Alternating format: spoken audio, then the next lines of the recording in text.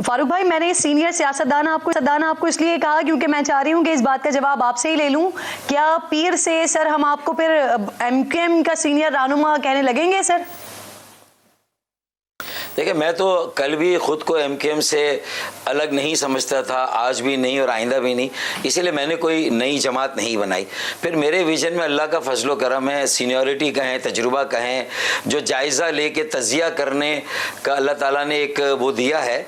तो मैंने तो 2.5 साल पहले ये कोशिशें शुरू कर दी थी कि एमकेएम के तमाम धड़ों को एक जगह पर, एक प्लेटफॉर्म पर जम होना होगा, एक जगह पर जमा होना होगा, ताकि लोगों के साथ जो एक फासला कायम हो गया है, लोगों से हम डिसकनेक्ट हो गए हैं और उनके अब बुनियादी मसाइल हल कराने की हमें वो सकत, वो हिम्मत और शायद हमारा जो विल है, इरादा, उसमें भी कहीं कमजोरी आ गई है। तो जो मेन एमकेएम पाकिस्तान है, तो मैं ये उनसे मिन्नतें करता रहा खालिद भाई को कि मेरे साथ बैठे, और फिर मुस्तफा कमाल भाई के पास भी इलेक्शन के बहाने से मैं चला गया और मैंने कहा कुछ नहीं तो 1 सीट 1 कैंडिडेट, एक हल्का एक उम्मीदवार पे करें। लेकिन अब मैं समझता हूँ कि ये खला जो कराची का है, ये पूरे मुल्क के मैंने ये सारा सिलसिला अपने इब्तिदाइये में बताया।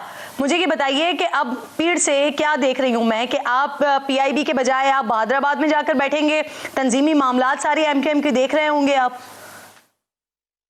देखें, अगर सारी बातें तय हैं, सारे फरीक आमादा और तैयार हैं, तो वो रस्म तो अदा होगी ना। कोई मॉडस ऑपरेंडाई, कोई तरीका, प्रोसीजर तो तय हुआ होगा। कुछ थोड़ा सा कामों की तकसीम के हवाले से फैसले हम किस तरह इंशाअल्लाह करेंगे, लेकिन ये कोई बड़ा इशू नहीं है। बड़ा इशू नैरेटिव और विजन है कि आखिर हम किस लिए ये सब कुछ कर रहे हैं। देखिए, मेरी नज़र में तो ये सब कुछ इसलिए किया जा रहा है कि एमकेएम कमज़ोर से कमज़ोर तर होती चली गई, तकसीम से तकसीम तर होती चली गई, लेकिन इस हालात कोई और देखें, कोई और जमात भी इसे पुर ना कर। देखें, मेरी बात सुने, कोई और जमात को तस्लीम कर लिया।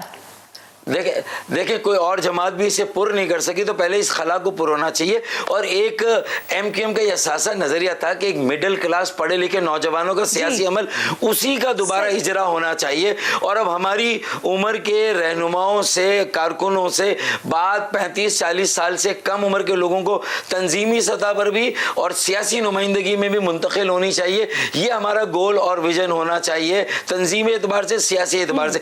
मेरा तो असल खुलासा यह है, ताकि मैंने 23 अगस्त को लंदन से अलग होकर अगर एमकेएम को बचाया था, तो एक बार फिर मैं एमकेएम को बचाने के लिए एमकेएम में वापस जाकर एक एमकेएम के कौमी किरदार को उजागर करना चाहता हूं। आपने और मुस्तफा कमाल साहब ने खालिद मकबूल सिद्दीकी साहब की सरबराही को तस्लीम कर लिया।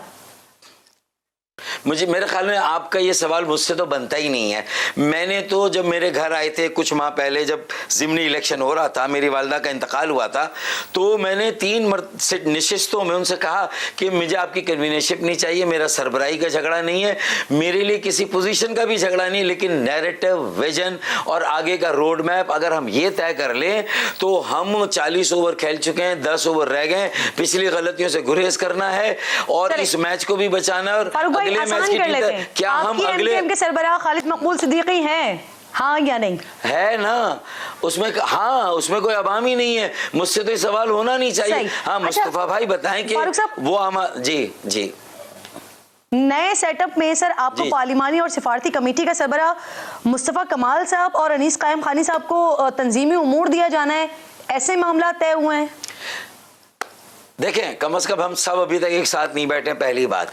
दूसरी बात ये कि ये वाली जो कामों की तकसीम है, गवर्नर कामरान टिसोरी भाई का इसमें बड़ा मौसर किरदार है और जाहिर है कि वो एक अच्छा काम कर रहे हैं, जो 2.5 साल से मैं करने की कोशिश कर रहा था, लेकिन मैं उस तरह कामयाब नहीं हुआ। लेकिन ये मेरा ज़ाती विजन नहीं है, ये हमारी ज़रूरत है, वक्त की ज़रूरत, और शायद ये पाकिस्तान की कौमी ज़रूरत बन गई है। इसीलिए हर तरफ से मुझे हिमायत और तायीद मिलती नज़र आ रही। हम जहाँ जाते, किसी तकरीब में, किसी इलेक्शन में भी मेरे कैंपों में लोगों ने आके ऐसे बता दें, आपको ये ऑफर हुई है कि पार्लिमानी उमूर जो होंगे वो आप देखेंगे? देखिए, अभी तक ये वाली बात हुई नहीं है। मैं इससे ज्यादा इंटरेस्टेड हूँ विजन में, नैरेटिव में, रोड मैप में। मैंने तो आपसे बार बार कहा, उसको हमें फोकस करना है। ये सारी चीजें हम तय कर सकते हैं। इतने बुर्दबार, इतने मैच्योर, इतने सालों का तजुर्बा रखते हैं। इन चीजों पर अगर हम आपस में लड़ेंगे और लड़ने बैठ जाएंगे, तो मेरे ख्याल में फिर हमने अपनी जात में ही समंदर को बंद करना है, लोगों को इससे इस्तेफादा करना है। आगे लोगों क्या होगा सर? आमिर खान साहब का मुस्तकबिल क्या होगा, क्योंकि इससे पहले भी जो मर्जर हो रहा था आपका, उस पर उनको बड़े तहफ्फुज़ात थे सर। देखें, आमिर खान भाई हों या तंजीम के कोई भी साथी हों, वो भी इस सारी जो सूरत हाल हो रही है उसमें मुझे नहीं मालूम कि खालिद मकबूल भाई के साथ खड़े हैं नहीं खड़े हैं।